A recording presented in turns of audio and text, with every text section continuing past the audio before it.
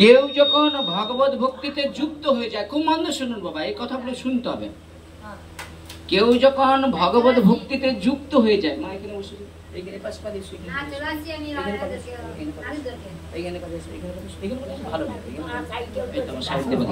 হ্যাঁ কি ভালো জায়গা, কেন বেকার ওইখানে ভিতরে বসবে, ঠিক আছে? তো সেই জায়গায় দাঁড়িয়ে বললেন কি, কেউ যখন ভগবত ভক্তিতে যুক্ত হয়, যুক্ত মানে সম্বন্ধ, একটা সম্পর্ক তৈরি হয়েছে, যুক্ত মা ছেলের সম্বন্ধ, ভগবান ভক্তের সম্বন্ধ, তাহলে বললেন কি কেউ যখন ভগবত ভক্তিতে যুক্ত হয় তখন সে তার মনকে সংযত করতে সক্ষম হয়। মন কিরকম বারবার এটা সেটা চিন্তা করে, কিন্তু যখন ভগবানের সঙ্গে আপনি যুক্ত হয়ে যাচ্ছেন তখন মনে হচ্ছে আরে ভগবানের জন্য রান্না করতে হবে, ভগবানের জন্য এটা করতে হবে, ভগবান, তখন ওই মনে কিন্তু আগে সংসারের চিন্তা থাকতে, এখন সংসারের চিন্তা আছে কিন্তু ভগবানের চিন্তাটা রয়েছে। নিতাই গৌর প্রেমানন্দের, বুঝেছেন? এবার বলছে মন যদি সংযত না হয়, খুব মন শুনে, এখানটা গুরুত্বপূর্ণ কথা আছে। দেখুন এটা তো ভগবান কপিল দেব বলছে, আমি তো বলছি না। বলছে মন যখন সংযত না হয়, ভক্তিতে যুক্ত থাকলেও তার ফল লাভ হয় না। তাহলে আমরা কি, আমি আমার কথা বলছি, ভক্তিতে যুক্ত রয়েছে কিন্তু মনটা আবার কি হয়, জড়জগতের দিকে মাঝে যে টেনে নেয়, এটা এখনো যুক্ত হয় না। যখন পূর্ণরূপে ভগবানের কাছে আমি আত্মনিবেদন করতে পারবা তখন ভগবানকে আর খুঁজতে না, ভগবান তোমার কাছে ছুটে আসবে। ও করবা মায়ের হাতে যেমন সেবা করতো, ও তোমার হাতেও ভগবান সেবা করবে, নিতাই গৌর প্রেমানন্দ। তবেই তো মনে হবে যে আমি ভক্তি জগতে এসে কিছু হোক না হোক, যে আমার এই অল্প দিনের মধ্যে কিছু পারি নাই পারি, ভগবান জগন্নাথ তো আমার স্বপ্নে আমার হাতে সেবা করেছে।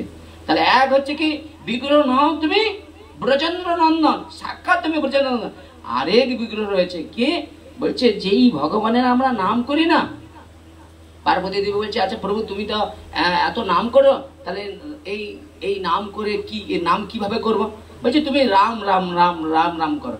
তো রাম রাম করছে, বলছে আরে এই রাম নাম বন্ধ করে তুমি তুমি একটা কাজ কৃষ্ণ নাম করো, ঠিক আছে? তো এখন কৃষ্ণ নাম করছে, তো মহাদেব পার্বতী দেবী বলছে পার্বতী তুমি নাম করছো ঠিক আছে, এইভাবে নাম করলে হবে না, নামের সঙ্গে নিজেকে যুক্ত করে দিতে হবে, মানে মনকে যুক্ত করে দিতে হবে। তো পার্বতী মনোযোগ সহকারে নাম করতে করতে হঠাৎ একটা চিন্তা এসে গেছে, বলছে প্রভু একটা কথা রয়েছে, বলছে কি, বলছে দেখো তুমি তো বলছো তিন রাম সমান হচ্ছে এক কৃষ্ণ নাম, তা এখন আমার একটা চিন্তা, এই রাম নাম বলুন আর কৃষ্ণ নাম বলুন, এর থেকেও কি অনেক কিছু, এর থেকে কোনো বড় কিছু আছে?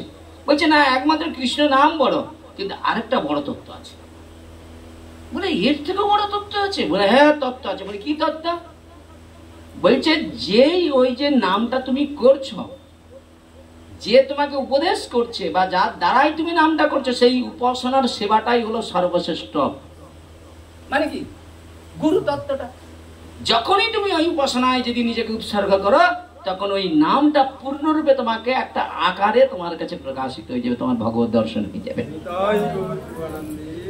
এর ভগবান এত সুন্দর করে আমাদেরকে শিক্ষা দিচ্ছে, আমরা সেগুলোকে আমাদের মেমোরির কলির মানুষ তো বুঝতেই পারি না। আমাদের দেখুন এই যে পাঠ শুনতে শুনতে পাঠকরা পাঠ করলে অনেকেই দেখুন ভ্রমবশত ওটাকে জড় বুদ্ধি দিয়ে সেটাকে অনুভূতি করে পাঠকের সঙ্গে একটা আলাদা সম্বন্ধ এসে যায়, মনে হয় আমাকে বুঝি। আরে পাঠক যখন এই আসনে পাঠ করবে সে মানে সেটা তার মানে ভগবত ইচ্ছায় সেই কথাগুলো প্রকাশিত হবে, সেই কথাগুলো তোমাকে ধরে হৃদয়াঙ্গন করে চলতে হবে। মাস্টার যখন ছাত্রকে কোনো কিছু উপদেশ করে দেয় মাস্টারের কল্যাণ, আর তুমি যখন স্টার পাবে তুমি তোমাকে সবাই ক্যামেরা করবে, তোমাকে দেখতে আসবে, তখন বলবে না না এই যে স্টার পেয়েছি এই অমুক জনের জন্য, আগে তাকে দেখি না, বুঝেছেন? এইটা হলো সিস্টেম। তো সেই জায়গায় দাঁড়িয়ে বললেন কি মনকে সংযত করতে হবে। আচ্ছা মন সংযত করতে গেলে কি করতে হবে? সৎসঙ্গ করতে হবে, ভাগবত কথা শ্রবণ করতে হবে এবং ভগবত প্রসাদের প্রতি রুচি রাখতে হবে। যখনই তুমি ভগবত প্রসাদের রুচি এসে যাবে তখন এই জড়জগতের আর খাদ্যগুলোর প্রতি ইচ্ছা থাকবে না, তখনই দেখবেন আপনার দেহ মন পবিত্র হয়ে যাবে, আর পবিত্র মনেই ভগবান আশ্রয় গ্রহণ করে আপনাকে রক্ষা করবে। কি হবে না? এই টিকটিকিটা বেশ ভালো, আমার সঙ্গে তোমাদের জয় দিচ্ছিল, ও জয় দেয় প্রচুর। সত্যিকারে জগন্নাথের একটা টিকটিকি আছে, এ স্বয়ং যেন ভগবানের মতো, কথাতেই জয় দেয়। সত্যি ঠিক কিনা বলো? আচ্ছা ও জানতে পারে কি করে সত্যি? অবাক দিচ্ছে, হ্যাঁ স্মরণ কি দেখেন। তো সেই জায়গায় দাঁড়িয়ে ভগবান কপিল দেব তার মা দেবহূতি দেবীকে বললেন আরো সুন্দর করে, বললেন মা ভক্তি যাচন করতে গেলে তো কিছু জানতে হবে। বলে কি? বলে দেখো, মা দেবহূতি দেবী কপিল দেবকে বলছে দেখো তুমি যে কথাগুলো বলছো সেগুলো আমি বুঝতে পারছি না, মন্দ বুদ্ধি। এই দেখেন আমরা দেখেন ভাগবত কথা শুনতে জড় জগৎকে জড়িয়ে ফেলি, মন্দ বুদ্ধি না। পাঠক এই কথাটা বলেছে, এটা বলা ঠিক হয়নি, এই যে জড় বুদ্ধি বাপ। কিন্তু আসনে যখন এই আসনে যখন বসে গিয়েছি, এই আসনে বসা যতক্ষণ আমি আছি আমি শ্রীকান্ত নয়, আর আপনারা দেখছেন শ্রীকান্ত। এইটাই সবচেয়ে বেশি সমস্যা। এই জন্য মহাপ্রভু যখন আসে, মহাপ্রভু স্বয়ং ভগবান রাধা কৃষ্ণের মিলিত তনু গৌর সুন্দর, মহাপ্রভুর পিছনে মহাপ্রভুর গণরা শত্রুতা করতো, আর আমি শ্রীকান্ত। আপনারা তো জড় জগতে নিয়ে হবেই, ভাবনাটা কি হবে না? কিন্তু পাঠ চলাকালীন যা কিছু হবে, যা সিদ্ধান্ত হবে, সেই সিদ্ধান্ত শাস্ত্র সিদ্ধান্ত, এই ব্যক্তিগত কোনো কিছুই না। আর বক্তাকে স্বয়ং ভগবান কিসের জন্য? জীবের হিতের জন্য। তাহলে আজকে প্রশ্ন হচ্ছে, যদি আমার মনে হয় এই কথার দ্বারা এই কথাগুলো বলছি, আপনার মনে হয় এটা কিসের জন্য? আমার হিতের জন্য না আপনাদের হিতের জন্য? তাহলে হিত হচ্ছে না হয় নাই? আজকে আপনারা বলুন, আশপাশ চত্বরে যে ভগবত ইচ্ছায় যে মানুষের যে সাড়া বা ভক্তি জগৎটা যেভাবে আজকে মানুষ এগিয়ে আসছে, আচ্ছা বলুন তো, আপনারা বিচার করেন। অনেকেই বলেন এই শ্রীকান্ত তো ওর ভাগবত প্রচার করে, ওর প্রচার করার অনেক অনেক যে মানে ফল রয়েছে, আছে, অস্বীকার করবেন। কিন্তু প্রশ্ন, আমি 100%ই ফল বলছি, আমার 1% গুণ নাই। কিন্তু প্রশ্ন যে প্রচারের দ্বারায় মানুষের মনের ভাবের উদয় হচ্ছে না হয়, তাহলে প্রশ্ন হচ্ছে কি, তুমি গুণ দেখবে না দোষ দেখবে? গুণটাই মেন, দোষটা। একটা মাস্টার আছে দেখবেন, ছাত্রকে যা বলে সেই কথা অনুসারে ছাত্র সেই মতো পড়াশোনা করে, সবাই স্টার পেয়ে যায়, পায় না? কিন্তু মাস্টারের কাছে যে দেখে না, মাস্টার ফেল করা ছাত্র। তাহলে তার এই যে বোঝানো, তার যে চলার পরিস্থিতিটা ভগবান তাকে সেই গুণ দিয়েছে, সেই অনুসারে সেইগুলো বলে, মানুষ সেই সূত্র অনুসারে এগিয়ে যাচ্ছে আজকে। এটা তার ভূমিকা কি না, সে মানুষকে সেই তত্ত্ব উপদেশগুলো দিয়ে দিচ্ছে সঠিকভাবে, বোঝা যাচ্ছে সেইভাবে। আর সেই বোঝানোটা যে সরলভাবে সে পট করে বুঝে নিতে পারে। কারো 15 দিন হয়, কারো 1 দিনে হয়, এর 1 দিনে হচ্ছে, আর কারো 15 দিনও লাগে, কি হয় না?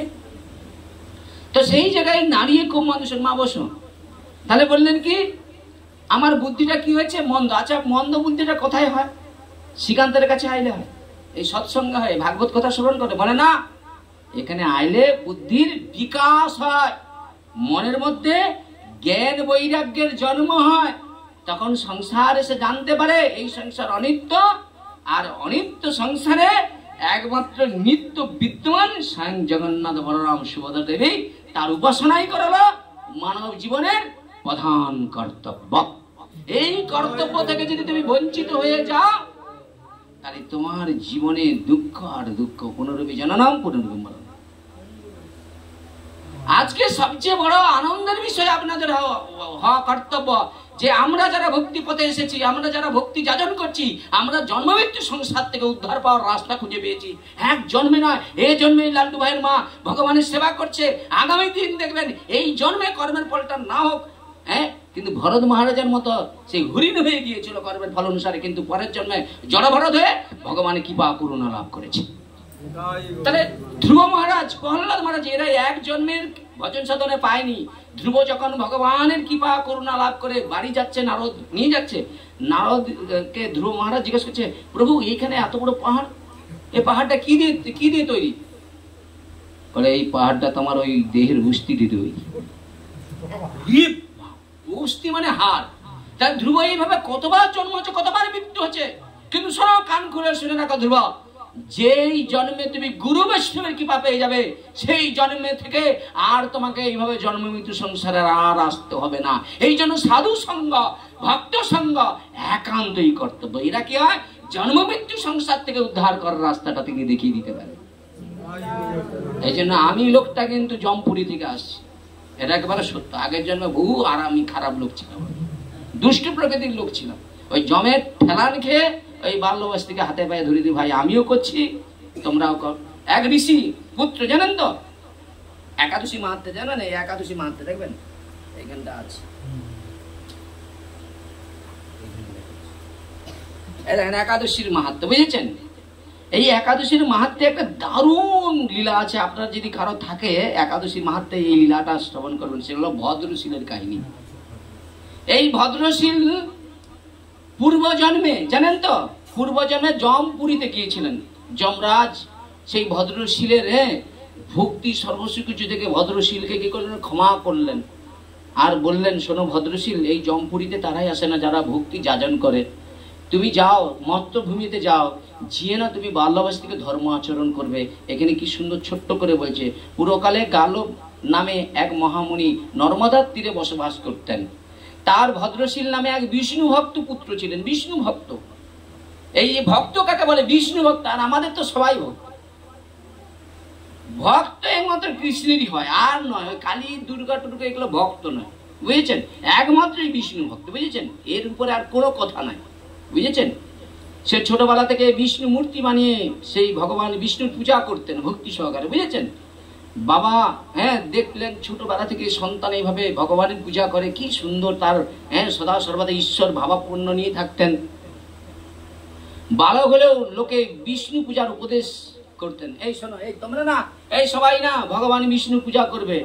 আর কি করবে দেখো, মাসে 2খানা একাদশী কিন্তু করবে, গয়া গঙ্গা বারাণসী, তার থেকেও বড় একাদশী। যারা একাদশী ব্রত করে কখনো তারা যমলোকে যেতে হয় না, নিতাই গৌর হরি বল, বুঝেছেন? এইভাবে ভগবানের পূজা করতে বলতেন আর একাদশী ব্রত কথা বলতেন, ঠিক আছে? নিজেও কিন্তু বলতেন, নিজেও কিন্তু পালন করতেন। এই যে না, আমি এই আসনে বসে সবকিছু বলি কিন্তু পালন করতে পারি না, এটাই আমার দুর্বলতা, মিথ্যা কথা নয়। এই জন্য বলছে এক ভাগবত হয় ভাগবত, আরেক ভাগবত হয় ভক্তি রস পাত্র। তাহলে এক ভাগবত হচ্ছে কে,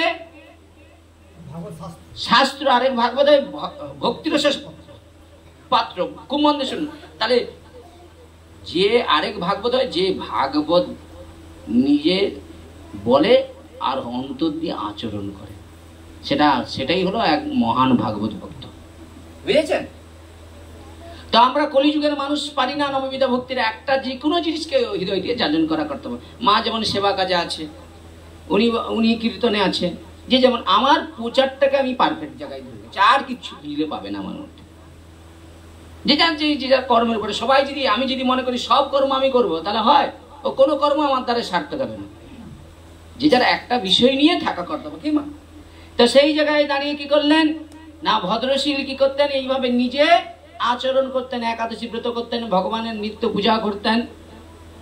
একদিন পিতা জিজ্ঞাসা করলেন ভদ্রশীলকে, আচ্ছা পুত্র ভদ্রশীল, তুমি অতি ভাগ্যবান, তুমি বলো তো রোজ ভগবান শিহরির পূজা করা, একাদশী তিথি পালন করা, এইরূপ ভক্তি কিভাবে তোমার হৃদয়ে উদয় হলো? এই দেখেন, এই যে তুমি রোজ ভগবানের পূজা করছো, একাদশী ব্রত করছো, এই ভক্তির উদয়টা কোথা থেকে হচ্ছে? তখন বলল, পূর্বে বলল, তখন তার পিতাকে বলল, বলে আমি ওই জমপুরীতে গিয়েছিলাম, যমরাজের অশেষ সেখানে যন্ত্রণা, সেখানকার মানুষের শাস্তি টাস্তি দেখে আমার ভয়ে ভীত হয়েছিলাম। তখন যমরাজ আমাকে কি করলেন, কৃপা করলেন, আর ভক্তি ধর্ম আর ভগবানের উপাসনা আর এই ব্রত কথা। তাহলে আমি যে একটুখানি করেছিলাম বলে যমরাজ আমাকে এতটা সুযোগ দিয়েছে, ওই জমপুরীর এত কষ্ট দেয় নাই। তখন মনে মনে চিন্তা করলাম, আমি এইটুকু পূর্বজন্মে করেছিলাম বলে যদি এই যমযন্ত্রণা থেকে, তাহলে আমি পূর্ণরূপে যদি বাল্য বয়স থেকে যদি প্রহ্লাদ ধ্রুবের মতো করি, তাহলে আমার আরো কত সৌভাগ্য। তাই আমি সর্বস্ব কিছু প্রয়াস ত্যাগ করে, সর্বস্ব কিছু আকাঙ্ক্ষা ত্যাগ করে আমি বাল্য বয়স থেকে কৃষ্ণ উপাসনা আর একাদশী ব্রত করি, নিতাই গৌর প্রেমানন্দে, বুঝেছেন? তাহলে এখানে বললেন কি, আমার বুদ্ধিটা মন্দ হয়ে গেছে, অসৎসঙ্গ হলে কি মানুষের বুদ্ধিটা মন্দ হয়ে যায় না? তাহলে কিভাবে ওই ভক্তির যে কথা বলেছে, ভক্তির জিনিসটা, যে ভক্তির কথা বলছে, সেই ভক্তি অভ্যেস করবো কেমন করে? মানে ভক্তিটা সাধারণ কথা নয়, ভক্তিটা চোখে দেখার বস্তু নয়, ভক্তিটা অন্তর থেকে, উনার ভক্তির অন্তর থেকে প্রকাশিত হবে। বাহ্যিক ধরো, আমাকে ধরো বাহ্যিক, ওটা ভক্তি নয়, অন্তর থেকে ভক্তি আসবে। ভক্তিটা অন্তর থেকে যখন ভক্তি আসবে, কি হবে বলেন? তার লক্ষণটা কি হবে বলেন তো? উনার সামনে যদি কেউ আমার বাবার কিছু বলে, একবারে ঝাঁটা তাকু যা থাকলে ছুটবে, মাথা কাটা রেগে লাভ, মানে ওইটাই অন্তর থেকে। ওই কি খাওয়ালো, কি পড়ালো, কি প্রণাম করলো, এটা না, পুরো এরকম টগবগ রক্ত হবে। যেমন কি কেউ দেখো স্ত্রী তার স্বামীর নিন্দা যেমন সহ্য করতে পারে না, ওই ভক্ত আরেকজন ভক্তের এটা হলো অন্তরের ভালোবাসা, বুঝেছেন? এইবার বললেন কি কিভাবে ভগবত পাদ পদ্মের সেবা লাভ করতে হয়। তাহলে ভগবত পাদ পদ্মের সেবা করতে গেলে তোমাকে সেবা শিখতে হবে। তো সেবা তার সাধারণ জিনিস নয়, ভগবানের সেবা। তাহলে ভগবানের সেবার সরল উপায় হচ্ছে মাতা মরে পুত্র জ্ঞানে করানো বন্ধন, অতিহীন জ্ঞানে করে লালন পালন। তাহলে একটা ছেলের ক্ষেত্রে বাৎসল্য ভাবে ভগবানের সেবা করতে পারেন। তাহলে সেবা করতে গেলে শুদ্ধ ভক্তে মুক্ত হতে হবে, গ্রন্থ পড়তে হবে। মুক্ত মানে কি?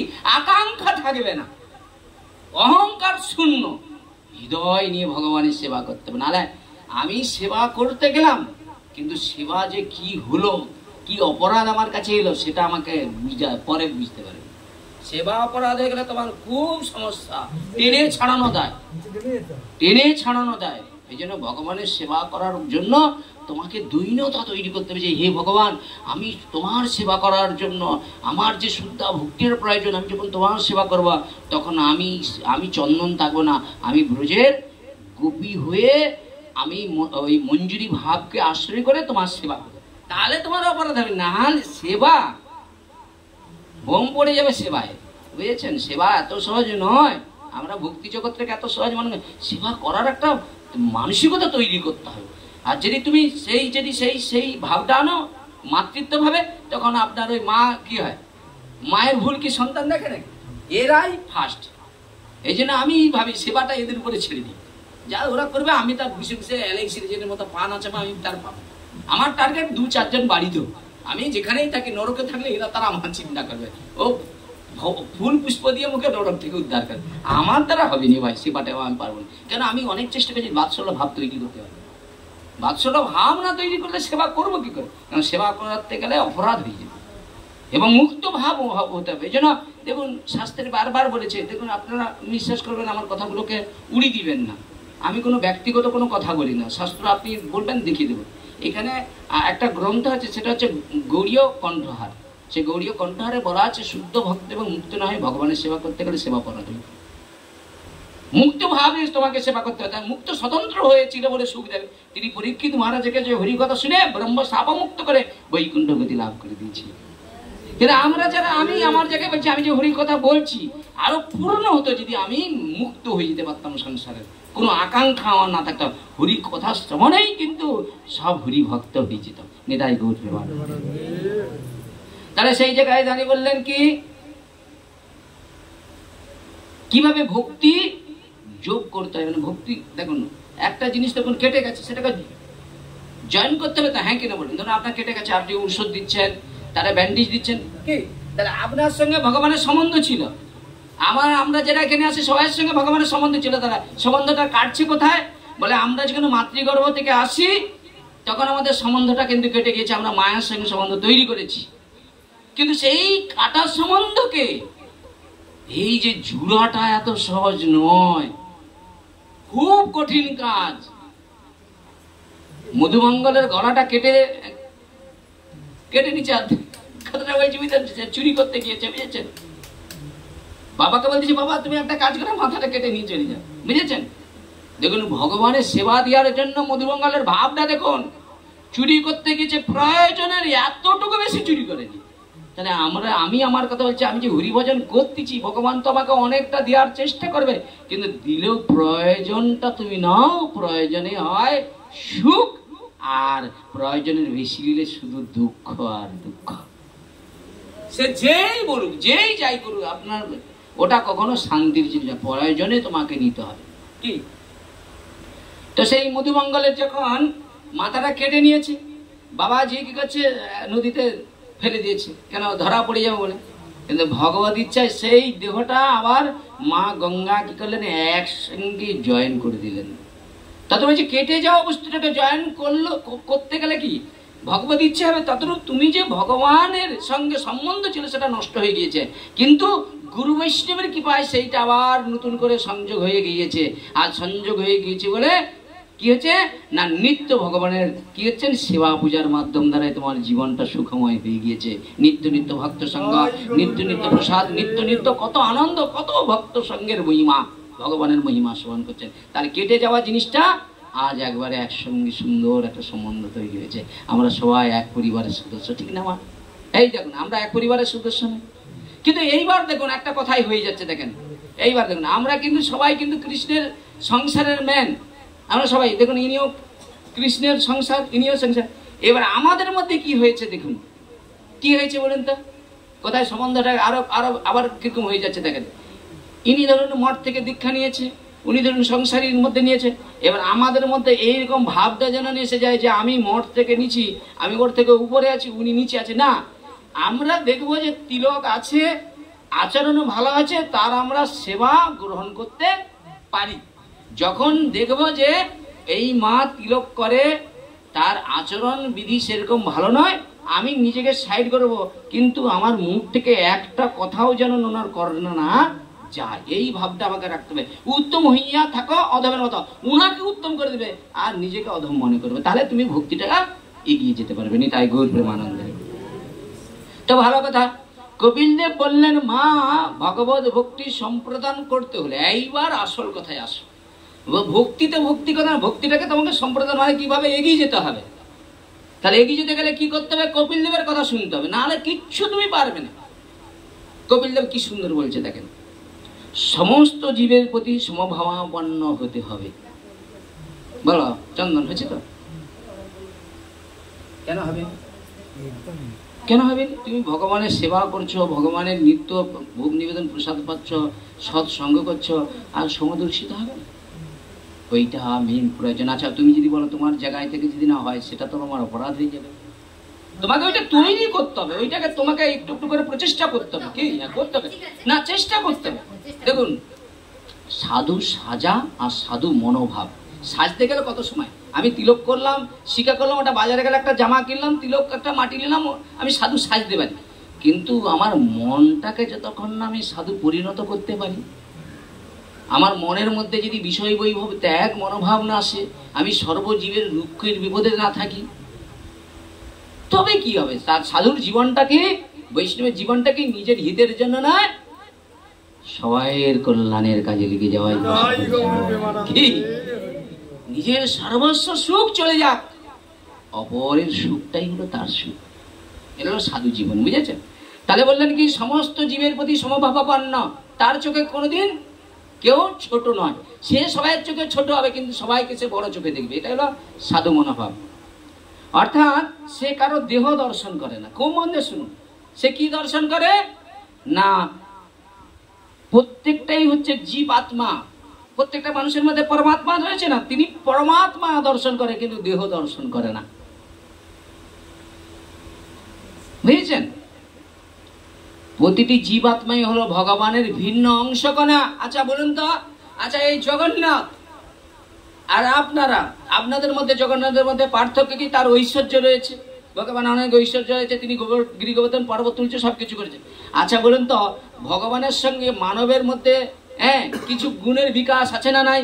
বলে ভগবানের মধ্যে যে পরমাত্মা রয়েছে, সেই পরমাত্মাটা প্রত্যেকটা মানব থেকে আরম্ভ করে কীট পতঙ্গ সবার মধ্যে রয়েছে। তদ্রূপ তুমি যাই করো না কেন, শত্রুর মধ্যেও ভগবান বসে রয়েছে। এই জন্য ভগবত জ্ঞান এসে গেলে আপনার সব আনন্দ আর আনন্দময় জগৎ। নিতাই গৌরী। শত্রুকে আমার কাম, আমার ক্রোধ, আমার লোভ, আমার দম্ভ, আমার অহংকার, এরাই আমার শত্রু।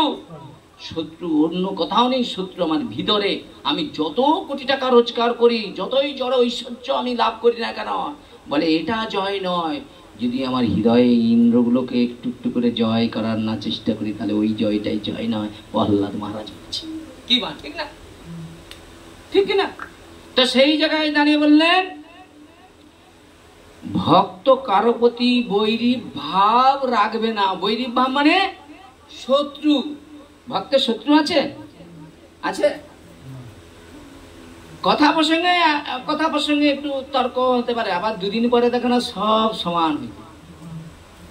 তাহলে ভক্তের যদি রাগ হয়, আজকে আমি একজনকে হাতে পায়ে ধরছি, আমি দেখো আমার মাসি যদি ভুল করে দাও, আমি মাসির হয়ে পায়ে ধরছি, চলো না, কিছুতেই উনি ছিল, কিছুতেই স্বীকার আর করাতে পারি। যদি আমার মাসি যদি ভুল করে, আমি তার হয়তো ক্ষমা চাচ্ছি, কথা বলছি কেন না, ভক্তির কর্তব্য যে করুন তাকে বুঝি সুঝি আনতে হবে, ভগবত কথা শ্রবণ করতে হবে।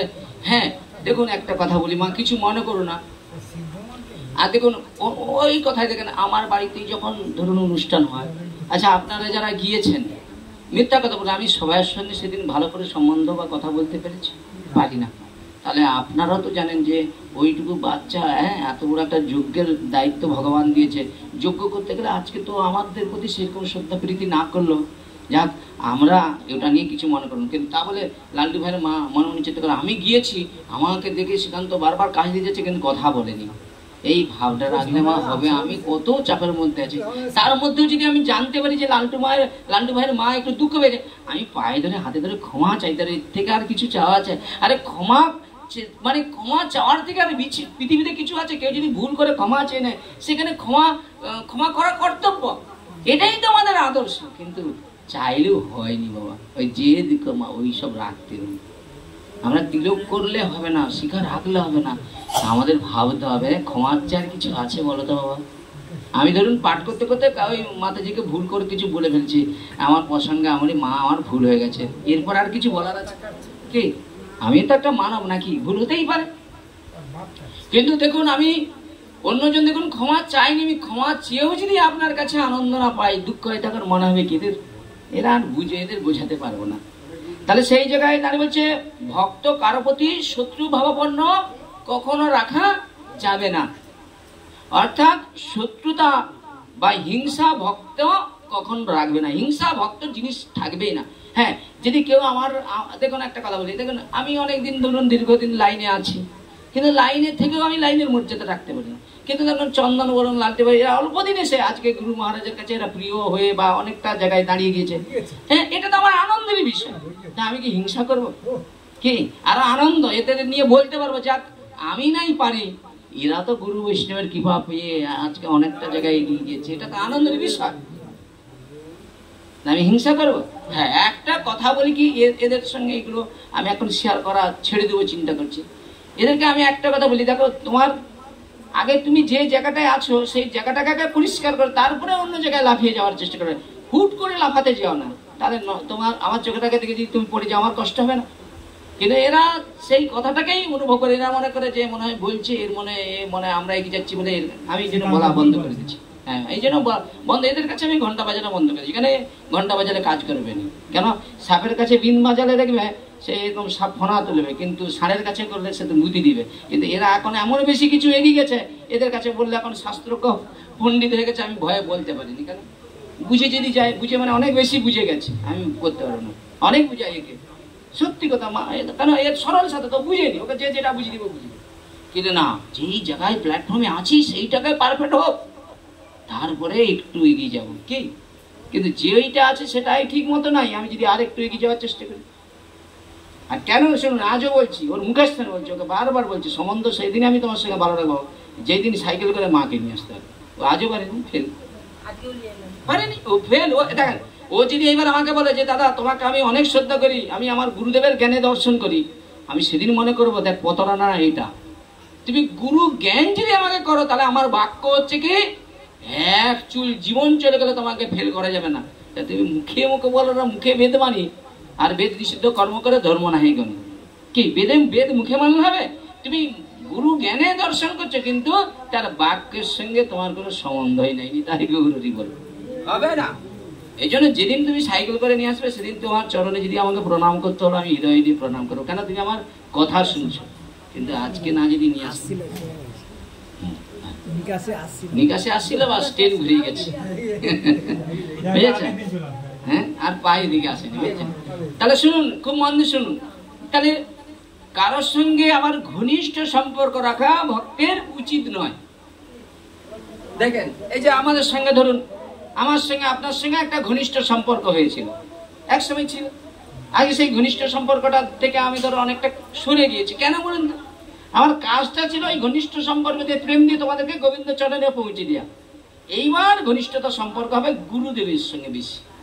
কেন? ভজনটা আমার যতটা জানা ছিল, আমি প্রাইমারি স্কুল থেকে তোমাকে একবারে কলেজে ঠেলে দিচ্ছি, এবার তোমার সঙ্গে সম্বন্ধ হবে, দেখা হবে, সবকিছু, সেই সম্বন্ধটা আর থাকবে।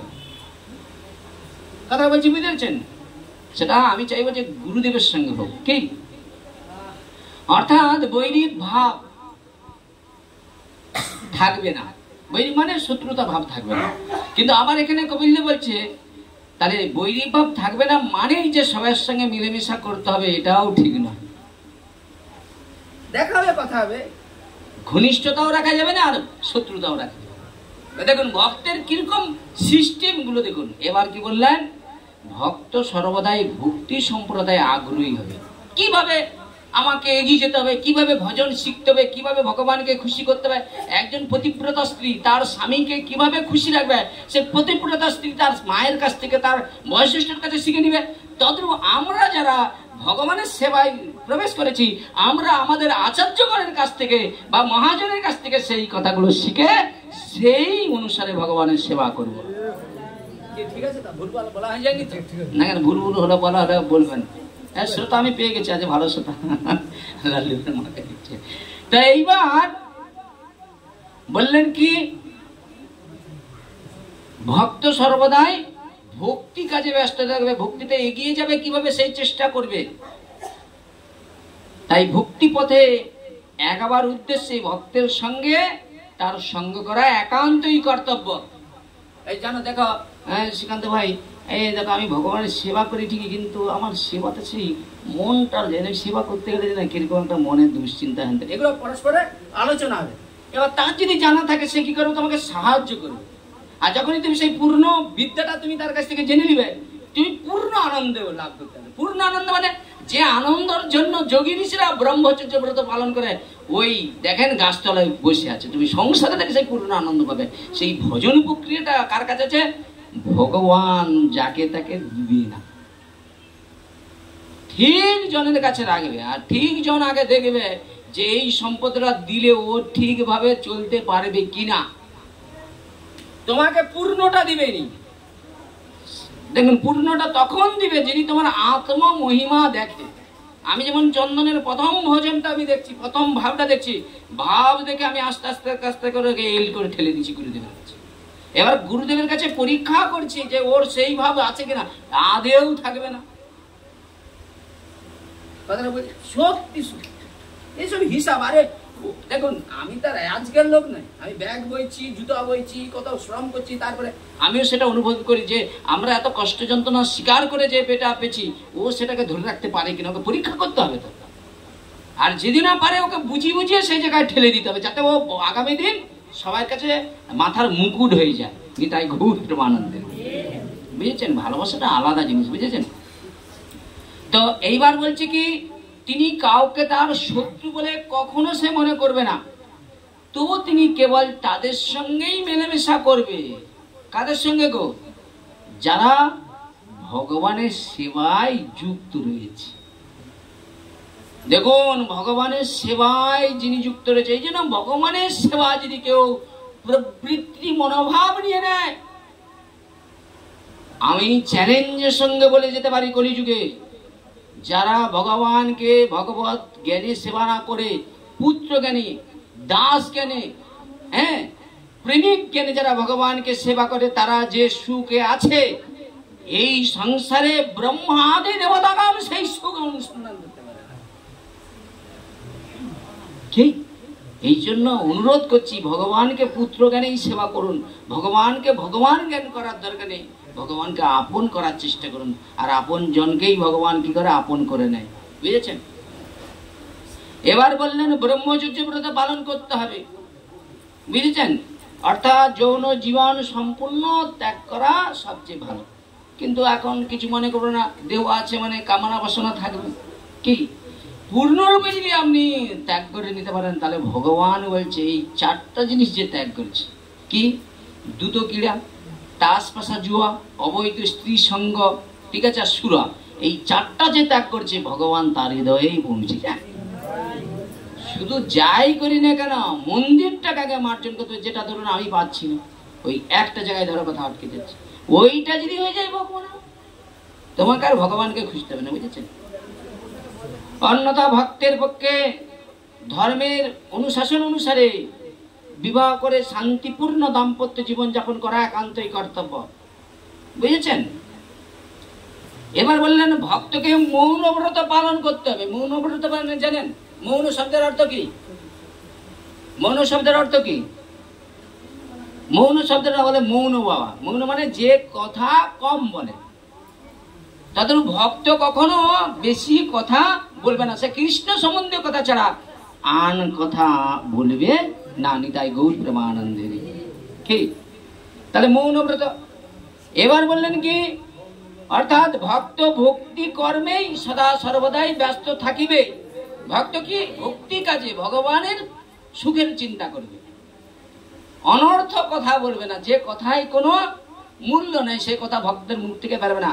অর্থহীন বাক্য আলাপে সময় নষ্ট সে করবে না। কৃষ্ণ ভক্তি সম্বন্ধীয় কথা ছাড়া আন কথা কীর্তন করবে না, ঠিক না? এই কথা কেন বললাম দেখুন, আমি ছিলাম মাধবেন্দ্রপুরী। এটা কেন বললাম, আমাদের চন্দন ভাইকে একটু বলা কর্তব্য, এটা শোনা কর্তব্য, যাতে এটা শুনে ও আরো আগামী দিন যেন সঠিক ভক্তিটা যাজন করতে পারে। আমি তো পারি না, চেষ্টা করবো ওরা যেতে পারে। এবার বললেন কি, এইখানটা খুব গুরুত্বপূর্ণ কথা আছে, এগুলো সবাই একটু কান খোলা রাখো, বুঝেছেন? নাহলে কানকে ওই সাপের গর্ত করবেন না, তাহলে লাভ হবে না। কান দিয়ে শুনুন, ঠিক আছে? আর মনটা যেন তার সঙ্গে থাকে। কান আবার মন না থাকলে কান থাকলে আবার শোনা যাবে না, বুঝেছেন? মন দিয়ে শুনতে হবে, কান দিয়ে দেখতে হবে, তাহলেই হবে। তো পরমেশ্বর ভগবান সমস্ত কর্ম ফল নিবেদন করে সধর্ম পালন করতে হবে। আরে ভালো আর মন্দ সেটি আমার কর্মের ফলের জন্য ভগবানকে দায়ী করা যাবে না। আমরা নিত্য ভগবানকে ভোগ নিবেদন করি, প্রসাদ পাই, সবকিছুই। আরে এই জড় সংসার, এখন কোনো কারণের সাথে যদি কারো কিছু যায়, ভগবান তোমার ভজন করে এই পেলাম, এই হয়ে গেল আমাদের ভক্তি, বুঝেছেন? কথাকে গোবিন্দকে দায়ী। আমি যে কত জন্মে কত কর্মফল করে আসি, গান্ধারী 100 পুত্র হারিয়ে সেও ভগবানকে কি করেছে, নিন্দা করছে কুরুক্ষেত্র যুদ্ধে। আরে তখন ভগবান বলছে, গান্ধারী তুমি যে কোন জন্মে কি করেছিল সেইগুলো তোমার মনে আছে? গান্ধারী মনে ছিল নাকি? তো পূর্বে কি করেছিল? বাসর রাত্রে স্বামীকে বলছে, ওই যে মাকড় সাপ তার বাচ্চাগুলোকে নিয়ে বসে আছে, বলে ডিমগুলো নিয়ে বসে আছে, ওগুলো পড়ে দাও দিয়ে কি করে বুড়ো আঙুল দিয়ে ফাটাচ্ছে বাসর রাত্রে। তখন ওই মাকড় সাপ মনে মনে চিন্তা করলো, বাসর রাত্রে স্বামী স্ত্রীর মধ্যে কত ভালো আলোচনা করবে, ভালো কথা করবে, এই রাতে আমার পুত্রগুলোকে ভেবে নৃশংস হত্যা করলো। হে জগন্নাথ, হে বলরাম, তুমি এর বিচার করো। তাহলে ভগবান কি পশুগুলো বলে তার কথা শুনবে নি? বাস বিচার শুরু করে দিচ্ছে। কুরুক্ষেত্রের যুদ্ধে একবারে 100 কেটে দিচ্ছে। ভগবান বলছে, শোনো, একটা একটা করে কাটলে তোমার কত যন্ত্রণা ভোগ করতে, একসঙ্গে 100 কেটে দিচ্ছি, তুমি এখন মুক্ত। আজ থেকে আমাকে আশ্রয় করো, আমি তোমার কর্মফল থেকে রক্ষা করবোই করবো। তাতেও কি করলো, ঘুরিয়ে গোবিন্দকে তার অভিশাপ, বুঝেছেন? এই হলো আমাদের ভজন। আমরা গোবিন্দকেই গালিগালা নিন্দা, সারা জীবন গোবিন্দের পাশে নিই, বুঝেছেন? গোবিন্দ নামও করিনি, একাদশী ব্রত করিনি, একটু যদি বাচ্চার কিছু হয়ে যায় এই ভগবানকে গালিগালা। আমাদের কাজ হলো ভগবানকে গালি দেওয়া। যেদিকে একটু টাকা পয়সা না আসে, ভগবান তোমার চোখে নিয়ে আমার এত দারিদ্র কেন? সবে ভগবানকে দেয়। কিন্তু আপনি বলুন, একটা শরীর কারো অসুস্থ হলে 2 দিন যদি নার্সিংহোমে বা কোথাও ভর্তি হয়, তার এখন 2 লাখ টাকা অক্সিজেনে লাগে। এই বেড ভাড়া টাড়া করে 2 লাখ টাকা যায়। সারা জীবন আপনার 60 বছর বয়স কি 80 বছর অক্সিজেন নিচ্ছেন, গোবিন্দ দিচ্ছে, খাওয়ার ফল সব দিচ্ছে, তবুও দেখেন গোবিন্দকে গাল ছাড়ার কোনো কিছু নেই। এইগুলো আমাদের ভালোবাসা, বুঝেছেন? তা সেই জায়গায় দাঁড়িয়ে বললেন কি, অর্থাৎ ভক্ত কখনো ইন্দ্র তর্পণের জন্য কোনো কাজ করে না। ইন্দ্র তর্পণ মানে নিজের দেহ ইন্দ্রের জন্য কোনো কাজ করে না। যা কিছু আয়োজন করবে, খুব মনে শুনুন, যা কিছু আয়োজন করবে, যা কিছু খাবে, যা কিছু উপার্জন করবে, তা সবই ভগবানের সন্তোষ বিধানের জন্য নিবেদন করবে। এই কথাটা যদি তুমি শুনে নাও, আর বাকি জীবন তোমাকে পিছন ঘুরে তাকাতে হবে না। তাই আমি রোজগার করবো। তাহলে কি বললেন, যা কিছু আয়োজন করবো, আমি এই যে ভাগবত আয়োজন করছি, এটা ভগবানের ইচ্ছায়, আমার ইচ্ছায় না। তাহলে যা কিছু আয়োজন করবো, যা কিছু খাবো, আর যা কিছু উপার্জন করবো, সবই ভগবানের সন্তোষ বিধানের জন্য। তাহলে আজকে আমার এই মাসি বাড়িতে যে জগন্নাথ 7 দিন এলো, এই বাড়িতে কিন্তু 7 দিনই ভগবানের প্রসাদ হচ্ছে। কিন্তু এখানে শাস্ত্র বলছে, প্রসাদ প্রসাদ প্রসাদ কহে, প্রসাদ সহজ নয়, জানিয়ে শুনিয়া প্রসাদ পাইলে ব্রজ ধাম প্রাপ্ত হয়। তাহলে 7 দিন এই জগন্নাথের ভোগ নিবেদন হচ্ছে, ভোগ নিবেদন প্রসাদ পাচ্ছে, এ কি বিফলে যাবে? এই আমার মাসির বৌমা বা পুত্রের ভিতরে যে প্রসাদ যাচ্ছে, এদের পরিশুদ্ধ করতে জগন্নাথ আর বেশি দিন সময় লাগবে না। নিতাই গৌর হরি বল। কিছুটা করে দিছে আর কিছুটা হয়ে যাবে। ওই এটা হলো 2য় বছর, 3য় বছর এদের পরিষ্কার করে দিবে, আর বাকিটা কি রাধা মাধব কি জয়। ভগবান মানে রাগ করেনি, রাগ করে আমি ভালো কথা বলি, আমি কারোর করে না।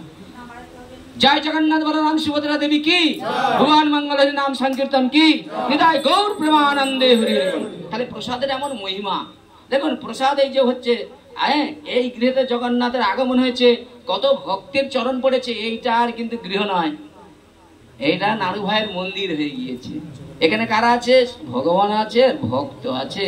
যেখানে ভক্ত ভগবান সেটাই হলো গৃহ, সেটাই হলো মন্দির। নিতাই গৌর প্রেমানন্দে। এই জন্য হলো গৃহ মন্দির, বুঝেছেন? তো সেই জায়গায় দাঁড়িয়ে বললেন কি, যা কিছু করবে ভগবানের সন্তোষ বিধানের জন্য করবে। অনায়াসে যা উপার্জন হয় তা নিয়ে সন্তুষ্ট থাকতে হবে ভক্তদেরকে। অনায়াসে মানে তুমি রান্না করতে গেছে, মা রান্না করতে গেছে, এখন একটা মজুর হিসেবে 300-400 দেওয়ার কথা, এখন দিয়ে দিচ্ছে 250। ও মা বলে যা হচ্ছে হচ্ছে, মুখ তার কি আছে, গোবিন্দ তার যা আমার চালিয়ে যাবে। কিন্তু অন্তরে যদি মনে করি সিকান্দর করে রান্না করলাম, লোকের ঘরে 300-400 দেয়, এত বড় ভক্ত, চারদিকে ভাগবত করে 250 দিল, ঠিক? কিন্তু এমনও হতে পারে ওই টাকাটা দেখলে হবে না, কর্তব্য দেখতে হবে। যে 250 কেন না দিলেও কাজ করাবে, কেন? ওর সঙ্গে আমার একটা সম্বন্ধ, টাকাটাই সম্বন্ধ নয়। ও আমার বিপদ আপদে যখন তখন কোথাও রান্না করতে গেলে না, ও মায়ের মতো কি করে, নিজেই কি করে নিঃস্বার্থভাবে ওকে ওই রাতের অন্ধকারে বাড়ি পৌঁছে দেয়। আরে দেখো, তাহলে ও যদি আমার জন্য 1 পা আগায়, আমারও তো 1 পা আগানো কর্তব্য। এই সম্বন্ধটাই হলো, সেখানে অর্থ রাখবে, সেখানে ভালোবাসা। ভালোবাসার কাছে কোনো অর্থ। এই লালটি ভাই দেখেন, ও আমাদের ঘরে যখন অনুষ্ঠান হয়, এই যে কয়েকটা রান্না করেছে, আমার সত্যি আমার বৌদি কেন বা আমাদের পরিজন খুব দুঃখ পেয়েছে।